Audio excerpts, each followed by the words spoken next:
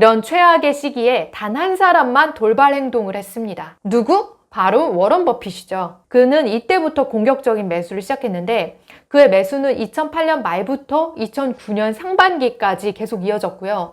아무도 나서지 않고 숨죽이고 있던 그때 그는 그 떨어지는 칼날을 잡았던 거죠. 반갑습니다. 안주주입니다. 단기간 주가가 하락하면 시장에 곡소리가 울려 퍼집니다. 주식시장이 이제 다 끝난 것처럼 푸념하는 사람들이 늘어나고요.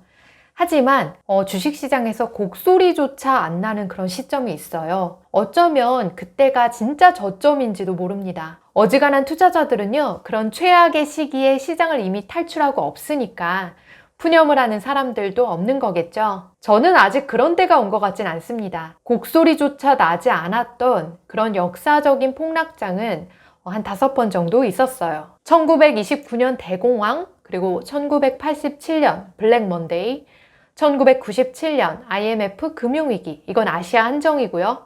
2000년 닷컴 버블, 그리고 2008년 서브프라임 금융위기였습니다. 지금 말씀드린 거는 흔한 유형의 폭락은 아니었어요. 우리가 자주 보는 그런 폭락은요, 일시적인 자금 경색이나 투자 심리 위축 같은 건데요. 앞서 제가 언급했던 이 5번의 역사적인 폭락장은 금융시장의 구조적인 문제를 동반했습니다. 이런 시기에는 과거에 묻어두고 잊어버렸었던 폭탄들이 막 여기저기에서 터져요.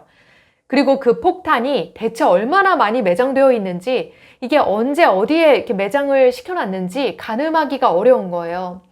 그래서 이런 위기의 순간이 닥치면 걷잡을 수 없는 폭락장이 연출됩니다. 잠복 중이었던 폭탄이 막 여기저기서 터지기 시작하고 수류탄이 막 날아다니죠.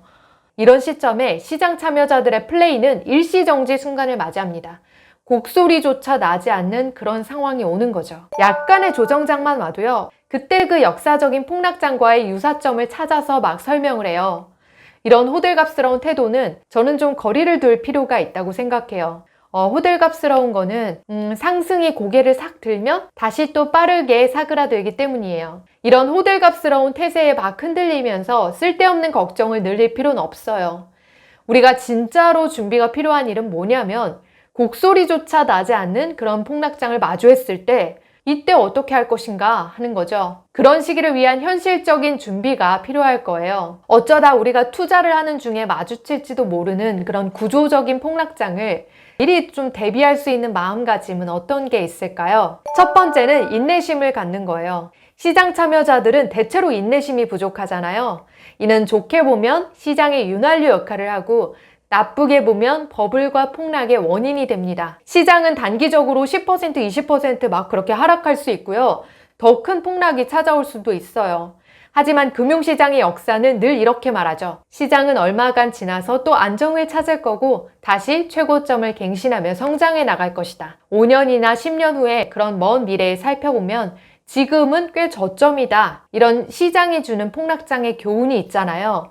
근데 이런 교훈을 우리 투자자들은 매번 잊어버리는 듯 합니다. 결국 시간이 흐르면 해결될 문제를 두고 지나치게 반응하기 일쑤죠. 이렇게 조급하게 대응하는 투자자들을 대상으로 피터 린치는 이런 조언을 한 적이 있습니다. 지금 이 투자금이 1년 이내 필요한 돈입니까? 아니면 2년, 3년 내에 필요한 돈입니까?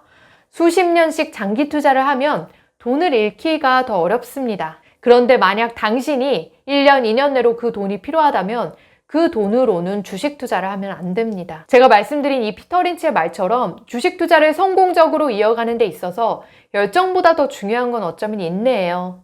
열정을 가지고 치열하게 해야 될 거는 어쩌면 주식 투자가 아니라 우리의 매일이 되는 삶과 그리고 일 그리고 가정생활일지도 몰라요. 주식 투자에 있어서 인내심을 앞설 수 있는 그 어떤 무기도 저는 존재하지 않는 것 같습니다.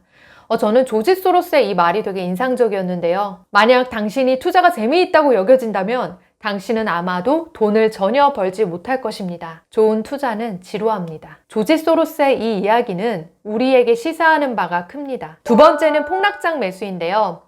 사실 떨어지는 칼날은 아무나 잡는 게 아닌 듯해요. 피가 철철 나는 그런 무서운 상황이 연출되거든요. 이걸 하는 당사자도 겁이 날 거고, 그리고 옆에서 지켜보는 사람들도 너무 안타깝게 볼지도 몰라요. 그리고 떨어지는 칼날을 잡다가 생긴 상처가 쉽게 아물지도 않을 걸로 보이고요. 경제가 무너지고 막 연쇄적으로 기업이 도산하는 와중에 주식을 매수하는 간 큰 사람이 몇이나 될까요? 일시적으로 투자 심리가 무너졌거나 아니면 훗날 뭐 또 경기 침체가 예상되는 상황이다라고 하면 그래도 야금야금 주식을 모아가는 사람이 있을 건데요. 근데 too big to fail. 대마불사 기업들이 막 연쇄 도산하는 시기에는 좀 달라요. 파국의 끝을 알 수 없을 때 주식 매수세는 자취를 감춥니다. 2008년에 미국 금융시장이 그랬죠. 미국은 곧 망할 것이고 러시아가 새로운 강자로 부상할 것이다. 그렇게 주장하는 미국 교수도 있었어요. 이런 최악의 시기에 단 한 사람만 돌발 행동을 했습니다. 누구? 바로 워런 버핏이죠. 그는 이때부터 공격적인 매수를 시작했는데 그의 매수는 2008년 말부터 2009년 상반기까지 계속 이어졌고요. 아무도 나서지 않고 숨죽이고 있던 그때 그는 그 떨어지는 칼날을 잡았던 거죠. 당시에 워런 버핏이 이런 의사결정이 가능했던 거는 넉넉한 현금 보유고 덕분이었어요. 2008년 12월 그때 현금 보유 최다 보유 기업은요, 워런 버핏이 이끌었던 투자회사 버크셔 해서웨이였거든요. 지나보면 우리는 다 압니다. 폭락장에 입었던 상처는 훗날 명예의 훈장으로 남는다는 걸요. 우리는 늘 그래왔듯이 또 잊어버리죠. 그리고 끝간데 없는 폭락장이 닥치면 곡소리조차 내지 못하고 시장을 떠나버려요. 아니면 현금이 없거나 현금이 없는 이유는 보통 폭락장 직전에는요 폭등장이 있거든요. 그래서 그래요. 그 폭등장 때 현금을 이미 다 소진해 버렸기 때문이죠. 저도 역시 이런 유형의 투자자가 되면 안 되니까 항상 경계를 해야 될 거예요. 이 영상을 시청하시는 분들도 함께하면 좋을 것 같습니다. 폭락장을 맞이했다고 모든 것이 다 끝난 것처럼 그렇게 비관하지 않으셔도 돼요. 세계 최고의 우량주를 가지고 계시다면 우리에게 필요한 것은 오직 인내뿐 아닐까요? 투자자의 조급한 대응이 더 나은 결과를 안겨주기 어렵다고 저는 생각하거든요. 폭락장에 잠깐 시장을 피했다가 반등장에 올라타고 싶으시겠지만 아시다시피 시장은 그런 기회를 주지 않아요. 깊은 침체 후에 반등이 찾아올 때는 보통 V자 곡선을 그리거든요. V자 반등이 진짜 무서운 이유가 올라탈 수 있는 기회조차 안 주기 때문이에요. V자 반등은 그래서 어쩌면 하락보다 더 무서운 거죠. 아니 경제가 이렇게 심각한데 반등이라니 이거 말도 안 되잖아. 분명 다시 한번 주가가 크게 떨어질 거야. 이렇게 경제가 많이 안 좋은 시점에는 의견을 내시는 분들이 많이 있거든요. 뭐 논리적인 주장입니다. 실제로도 구조적인 폭락이 닥친 와중에는요, 상황이 무척 나쁠 거예요. 근데 강세장은요, 경기가 바닥을 찍기 전에 수개월 전에 이미 서서히 시작이 됩니다. 지금은 정말 최악이다. 그래도 앞으로는 조금 나아지지 않을까? 하는 이런 작은 기대 심리만으로도요, 주가는 폭등할 수 있거든요. 우리가 과도한 공포를 깨닫는 그 순간 주가는 총알처럼 솟아오릅니다. 이때 기나긴 폭락장을 견디지 못하고 시장을 떠나버린 그런 투자자들은 이후에 찾아오는 역사적인 수준의 반등을 누리지 못할 거예요. 앞서 제가 말씀드린 인내심을 갖는 거, 그리고 폭락장에 매수하는 배포를 갖는 거는요, 전혀 새로울 것이 없는 내용이에요. 어쩌면 우리도 모두가 아는 거죠. 주식 종목을 열심히 분석하거나 투자 기술을 연마하는 것 등은요, 이게 뭐 중요할 수는 있겠지만 사실상 우선순위는 마음을 다스리는 겁니다.